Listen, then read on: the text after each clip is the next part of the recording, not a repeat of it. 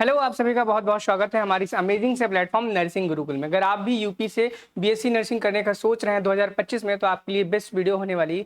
इस पूरे वीडियो में हम जानने वाले हैं कि अगर आपको यूपी से बीएससी नर्सिंग करना है तो उसके लिए आपको क्या करना होगा, कौन सी परीक्षा देनी होगी, कितनी फीस लगेगी, वो एग्जाम कब होगा, उस एग्जाम में क्या क्या पूछा जाता है, एग्जाम का पैटर्न क्या रहता है, क्या सिलेबस रहता है, क्या एलिजिबिलिटी होनी चाहिए, क्या फीस होनी चाहिए। बहुत सारे ऐसे बच्चे होते हैं जिनके मन में डाउट होता है कि सर हम लड़का हैं और हम लड़की, क्या हम बीएससी नर्सिंग कर सकते हैं।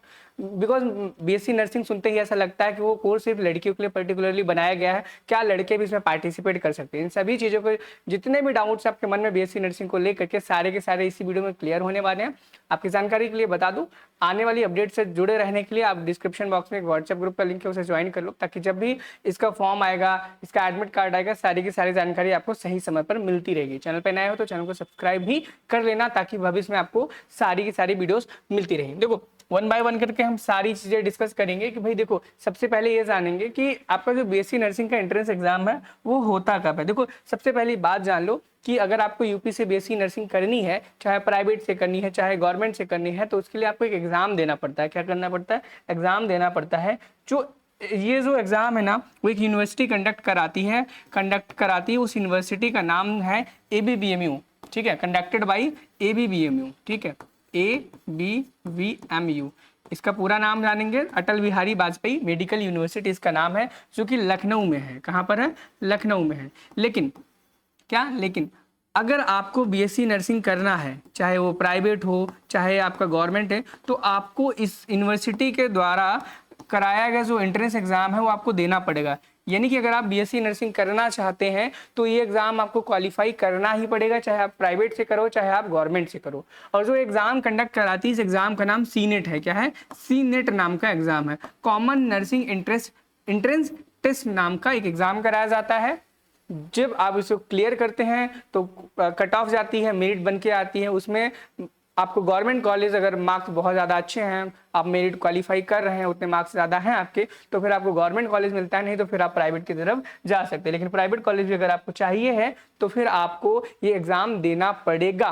और अब बात करें कि एक्सपेक्टेड डेट्स क्या रहती है इन एग्ज़ाम की। भाई, ये जो एग्ज़ाम होता है वो आखिर कब होता है। जैसे कि एग्ज़ाम देना है, आपको प्रिपरेशन करनी है, ठीक है, तो पता तो होना चाहिए एटलीस्ट ना कि भाई ये एग्जाम कब होता है। जो इस एग्जाम का जो फॉर्म है वो कब आया था? इस साल 2024 की बात करें तो 25 अप्रैल तक इस एग्जाम का फॉर्म आ चुका था। 25 अप्रैल को आ गया था। और इस फॉर्म को अप्लाई करने की लास्ट डेट 29 मई थी। लगभग एक महीने से थोड़ा सा एक्स्ट्रा इन्होंने टाइम दिया था फॉर्म को फिल करने का। ठीक है, और वहीं पर हम एडमिट की कार्ड की बात करें, चलो ठीक है, फिर एडमिट कार्ड 5 जून को आया। लगभग एक हफ्ते के बाद एडमिट कार्ड इसका रिलीज हो गया था। देन उसके बाद जो आपका एंट्रेंस एग्जाम हुआ था 14 जून को हुआ था। यानी कि अगर जब आप फॉर्म फिल करते हो, फॉर्म फिल करने के 2 महीने बाद आपका एंट्रेंस एग्जाम होगा।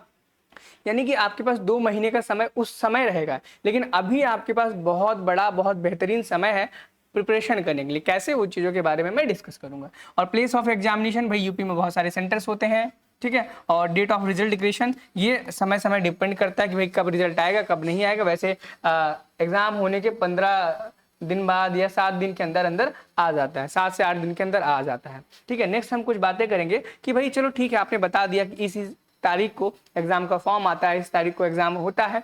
लेकिन इस एग्जाम के बारे में थोड़ी और चीजें बताओ। जैसे कि मैंने बताया अभी थोड़ी देर पहले कि ABBMU एग्जाम कंडक्ट कराता है अटल बिहारी वाजपेयी मेडिकल यूनिवर्सिटी, ठीक है, जिसने इस साल भी कराया था। और देखो ध्यान से, देखो, all government private nursing colleges affiliated to ABBMU, यानी कि जितने भी कॉलेज हैं सब अफिलिएटेड हैं। इन सभी यूनिवर्सिटीज में अगर आपको पढ़ना है, चाहे वो SGPGI हो, KGMU हो, राम मनोहर लोहिया हो, UPUMS हो, LLRM हो जो कि मेरठ में है, ठीक है, तो फिर भी आपको ABBMU का एंट्रेंस एग्जाम देना ही पड़ेगा। बहुत सारे बच्चों के मन में डाउट होगा कि सर हम अदर स्टेट से, हम बिहार से हैं लेकिन हम यूपी से करना चाहते हैं, हम छत्तीसगढ़ से, हम यूपी से करना चाहते हैं, क्या हम बीएससी नर्सिंग कर सकते हैं? तो इसका आंसर है सिंपल, हाँ आप कर सकते हो, ठीक है। लेकिन क्राइटेरिया ये है कि आप अपने स्टेट में जिस भी कैटेगरी से हो, लेकिन यहाँ पर वो कैटेगरी वैलिड नहीं मानी जाएगी। आपको जनरल कैटेगरी के अकॉर्डिंग रह करके आपको नर्सिंग का एंट्रेंस एग्जाम क्वालिफाई करना पड़ेगा। क्या? जनरल कैटेगरी का हो करके आपको क्वालिफाई करना पड़ेगा। बस एक छोटी सी ही डिमेरिट है।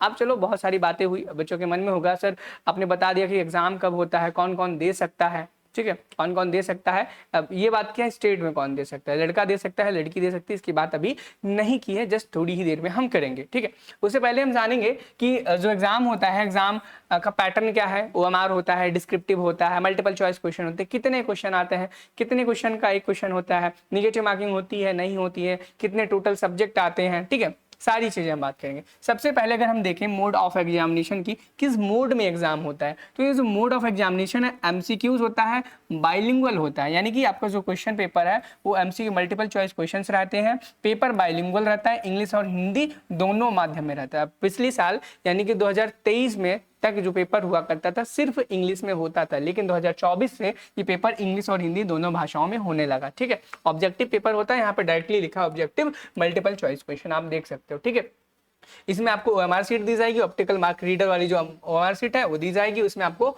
ऑप्शंस फिल करने होंगे। ठीक है, और बाकी आपका बॉल पेन वगैरह वहां पर प्रोवाइड कराया जाएगा। अगर हम बात करें इस पेपर में कितने क्वेश्चन आएंगे, नंबर ऑफ क्वेश्चन, तो इस पेपर में टोटल 200 क्वेश्चन आते हैं। कितने क्वेश्चन आते हैं, 200 क्वेश्चन आते हैं। अब उस 200 क्वेश्चन में हमें देखना है कि एक क्वेश्चन कितने नंबर का होता है। ठीक है, यहाँ पे लिखा है every single correct responses will get 0-1 marks, यानी कि अगर आप एक सही क्वेश्चन करते हो, एक क्वेश्चन का सही उत्तर देते हैं तो आपको सिर्फ 1 नंबर दिया जाएगा। यानी कि अगर 200 क्वेश्चन हैं इस पेपर में तो टोटल आपका 200 मार्क्स का पेपर भी होता है। 200 क्वेश्चन हैं, 200 मार्क्स का पेपर होता है, एक क्वेश्चन का 1 मार्क। लेकिन वहीं पर अगर आप गलत करते हो तो आपको निगेटिव मार्किंग के तौर पे कोई भी नंबर आपसे नहीं काटा जाएगा। यहाँ पर कोई भी निगेटिव मार्किंग नहीं की जाती है, सिर्फ आपको वहां पर 0 नंबर दिया जाएगा, आपके निगेटिव मार्क्स नहीं जाएंगे। ठीक है, नेक्स्ट देखेंगे, अगर मीडियम की बात करें, हिंदी इंग्लिश दोनों में होता है, ये चीज हमने बात कर ली है। अब बात करेंगे सिलेबस में कि भाई सिलेबस में क्या आता है, कौन कौन से सब्जेक्ट आते हैं, उन सब्जेक्ट को डिस्क्रिप्टिव वे में भी जानेंगे कि सब्जेक्ट में क्या क्या आता है, कौन सी क्लास का आता है, सारी चीजें। सबसे पहले देख लेंगे सब्जेक्ट कौन कौन से हैं। सब्जेक्ट देखेंगे कि भाई नर्सिंग एप्टीट्यूड, अब सबसे पहला ही सिलेबस आपके दिमाग से गायब, ये नर्सिंग एप्टीट्यूड क्या होता है, क्योंकि आपने इससे पहले कभी नर्सिंग एप्टीट्यूड नाम का सब्जेक्ट सुना नहीं है, पढ़ा नहीं है, देखा नहीं है। ठीक है, फिर भी आपको पढ़ना पड़ेगा, एग्जाम देना पड़ेगा। कैसे पढ़ना है वो चीजें हम बताएंगे, हम डिस्कस करेंगे थोड़ी देर में, वीडियो को पूरा देखना। उसके बाद फिजिक्स पढ़नी है, फिजिक्स 20% आएगा आपके एग्जाम में, केमिस्ट्री आपका 20% आएगा, बायोलॉजी आपका 20% आएगा। ठीक है, और इंग्लिश वहीं पर 20% आएगा ऑफ इंटरमीडिएट स्टैंडर्ड, यानी कि physics, chemistry, biology, nursing aptitude और इंग्लिश, ये 4 सब्जेक्ट। देखो 4 हुए कि 5 हुए, 1 2 3 4 5, टोटल 5 सब्जेक्ट, टोटल 5 सब्जेक्ट है बीएससी नर्सिंग में। Physics, chemistry, biology, English, nursing aptitude, ये सब्जेक्ट हैं जो आपके एंट्रेंस एग्जाम में पूछे जाएंगे। इन सभी सब्जेक्ट से 40-40 क्वेश्चन पूछे जाएंगे आपके एंट्रेंस एग्जाम में। ठीक है, कितने पूछे जाएंगे, 40-40 पूछे जाएंगे। तो कोई भी सब्जेक्ट ऐसा मत छोड़ना जिसे आप बी के करो, क्योंकि इस एग्जाम की कट ऑफ बहुत हाई जाती है। इस बार की जो जनरल कैटेगरी की कट ऑफ थी 152 नंबर थी। आप सोच सकते हो कितनी हाई कट ऑफ गई थी 2024 में। नेक्स्ट हम बात करेंगे कि भाई देखो नर्सिंग एप्टीट्यूड के बारे में सर आपने बात किया, और फिजिक्स के बारे में बात किया, केमिस्ट्री के बारे में बात किया, इंग्लिश के बारे में बात किया, सर हम ये सब चीजें पढ़ेंगे कैसे। ये सब बताने से पहले मैं आपको बताना चाहूंगा, हमने एक साल एक छोटा सा बैच लॉन्च किया था, जिसमें हमने सिर्फ गिने चुने ही बच्चों को रखा था, क्योंकि हम बहुत ज़्यादा भीड़ नहीं चाहते थे कि बहुत ज़्यादा बच्चे हमारे पास पढ़ें। हम बस इतने बच्चे चाहते थे हम उन्हें पढ़ाएं और उन्हें अच्छे से अच्छे मार्क्स गिन कराएं। ये वही स्टूडेंट्स हैं जो पढ़े थे हमारे नर्सिंग गुरुकुल के प्लेटफॉर्म से और उन्होंने बहुत बेहतरीन परफॉर्मेंस दी थी। आप देख सकते हैं यहाँ पे जितने भी स्टूडेंट्स हैं, ऐसे बहुत ढेर सारे स्टूडेंट्स हैं जिनका रिजल्ट यहाँ पर नहीं लगा हुआ है। बहुत सारे का कम्युनिटी सेक्शन पे आप जाकर के देख सकते हो, जैसे कि यहाँ पर 145 number, 148 number, 147 number, 153 number, 142 marks, 145, 157, जैसे कि यहाँ पर साक्षी SGPGI में इनको मिला हुआ है, और यहाँ पे वैभव है, इनको भी SGPGI में। अभी कल एक लड़के का और आया था, सर मुझे मॉपअप राउंड में SGPGI अलॉट हुआ है। ठीक है, तो ऐसे तमाम बच्चे हैं जिनको गवर्नमेंट कॉलेज, और यहाँ पे जो बच्चे हैं सभी का गवर्नमेंट कॉलेज में, ऐसा नहीं इतनी सिलेक्टेड है, बहुत सारे हैं, लेकिन बहुत सारे का डेटा हम यहाँ पर आपको शो नहीं करा सकते, बहुत ज़्यादा टाइम आपका भी वेस्ट होगा, हमारा भी। तो फिर मैं आगे डिस्कस करूंगा कि भाई देखो मैंने दिखा दिया, तो प्रिपरेशन करने के लिए जैसे आपको nursing aptitude, English, physics, chemistry में प्रॉब्लम होगी, बहुत सारे बच्चों को हमेशा होती रही। नर्सिंग एप्टीट्यूड आपके लिए बिल्कुल नया है। हम सब्जेक्ट वाइज सिलेबस भी डिस्कस करेंगे, आगे PPTs लगी हुई हैं, आप देख सकते हैं। उससे पहले मैं बता दूं, अगर आप 2025 की BSc नर्सिंग के एंट्रेंस एग्जाम की प्रिपरेशन करना चाहते हैं तो आप टारगेट गुरुकुल का मोबाइल ऐप डाउनलोड कर सकते हैं। वहां पर आपको CNET 2025 का एंट्रेंस एग्जाम का आरंभ बैच मिल जाएगा, जिसमें आपको रिकॉर्डेड क्लासेस मिलेंगी, लाइव डाउट क्लासेस भी मिलेंगी आपको, साथ ही साथ डीपीपीज मिलेगी, नोट्स मिलेंगी मात्र 699 रुपीज़ में। और ये जो 699 रुपीज़ है वो पूरे आपके 1 साल के लिए, यानी कि जब तक आपका एंट्रेंस एग्जाम नहीं हो जाएगा आपको कोई दोबारा फीस नहीं देनी होगी। आप चाहे किसी भी एग्जाम की प्रिपरेशन कर लो, अगर आप सीयूटी भी दोगे तो भी ये बैच आपका काम आएगा, क्योंकि उसमें भी फिजिक्स केमिस्ट्री बायोलॉजी ही आएगी।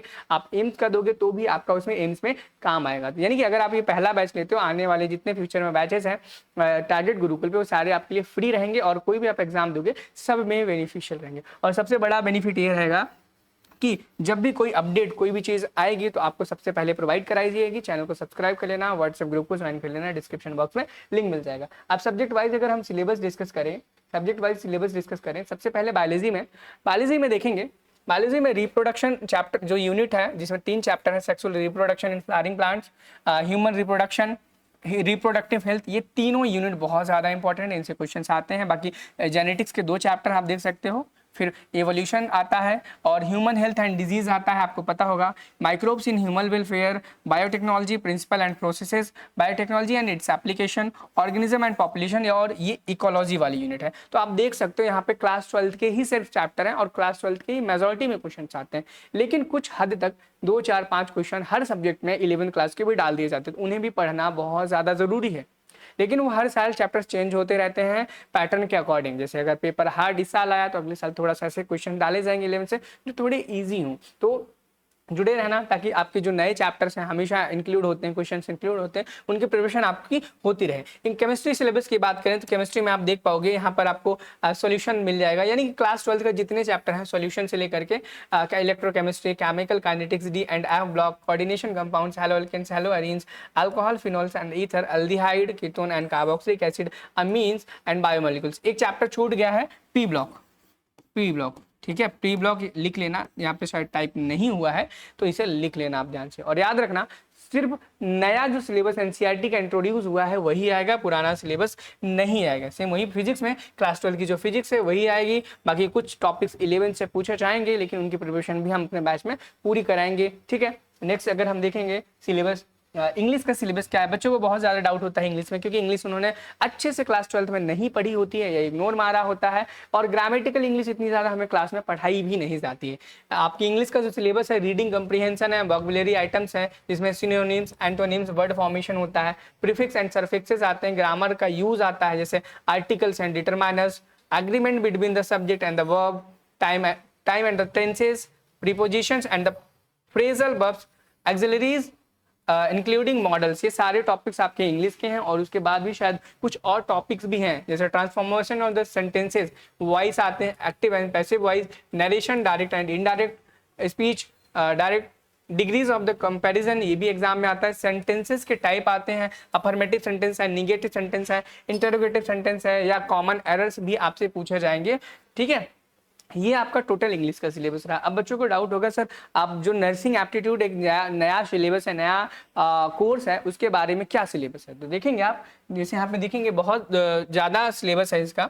बच्चों को एक तो नया है, ऊपर से पढ़ना भी पड़ता है, और बच्चों को बहुत सारी डिफिकल्टीज होती है क्योंकि सबके लिए नया होता है। तो इस चैप्टर को, इस सिलेबस को बहुत ही बेहतरीन तरीके से मैं ही पढ़ाने वाला हूँ आप लोगों को, ठीक है। जैसे पहला चैप्टर है नर्सिंग प्रोफेशन इन इंडिया, यानी कि नर्सिंग प्रोफेशन इंडिया में कैसा है, duties of A professionally qualified nurse, यानी कि एक प्रोफेशनली क्वालिफाइड नर्स की क्या क्या ड्यूटीज होती हैं। नेक्स्ट चैप्टर है qualities of A professionally qualified nurse, यानी कि प्रोफेशनली क्वालिफाइड नर्स की क्या क्या क्वालिटीज होनी चाहिए। स्कोप ऑफ नर्सिंग प्रोफेशन, यानी कि नर्सिंग जो प्रोफेशन है उसके क्या क्या स्कोप है, कहाँ कहाँ स्कोप है, कहाँ कहाँ यूजेस हैं, कहाँ कहाँ पर जॉब आपकी लग सकती है, इन सभी चीज़ों के बारे में यहाँ पे पढ़ने को मिलेगा। प्रोफेशनल इक्विटीज एंड एट्राइज, various important department of the hospital, hospital के बहुत सारे जो वेरियस डिपार्टमेंट्स हैं उनके बारे में। Various type of medical specialist such as specialist of specific medical, यानी कि यहाँ पे डॉक्टर्स जो होते हैं डॉक्टर्स के टाइप्स पढ़ने, स्पेशलिस्ट के टाइप्स पढ़ने हैं, जैसे कि गैस्ट्रो इंटेरोलॉजिस्ट के बारे में पढ़ना है कि भाई गैस्ट्रो इंटेरोलॉजिस्ट, ठीक है, वो क्या होता है, ऑर्थोपेडिक सर्जन क्या होता है, ऑन्कोलॉजिस्ट सर्जन क्या होता है, कार्डियोलॉजिस्ट क्या होता है, ये सारी चीज़ें आपको पढ़नी है, ठीक है। और बाकी नेक्स्ट अगर देखें एक और पेज है जिसमें लिखा है अल्टरनेटिव कंप्लीमेंट्री थेरेपीज, यानी कि किसी चीज़ की अल्टरनेटिव थेरेपी क्या होगी उन चीज़ों के बारे में पढ़ता है। Important symbol use in the hospital, यानी कि हॉस्पिटल में जितने सिंबल्स यूज किए जाते हैं उनका क्या मतलब होता है, क्या मीनिंग होता है, उनको पढ़ना है। साथ ही साथ में कम्युनिकेबल नॉन कम्युनिकेबल डिजीज के बारे में पढ़ना है, डिजास्टर मैनेजमेंट पढ़ना है, first and common align elements पढ़ना है, पर्सनल हाइजीन पढ़ना है, इन्वायरमेंटल हाइजीन पढ़ना है, स्टडी हैबिट्स पढ़ना है। तो ये आपका टोटल रहा सिलेबस। क्या ये रहा सिलेबस जो आपको पढ़ना है, आपका फिजिक्स का, केमिस्ट्री का, बायोलॉजी का, बाकी आपका नर्सिंग एप्टीट्यूड, इंग्लिश का। हो सकता है आपको बहुत ज़्यादा डिफिकल्ट लग रहा हो, अगर डिफिकल्ट लग रहा हो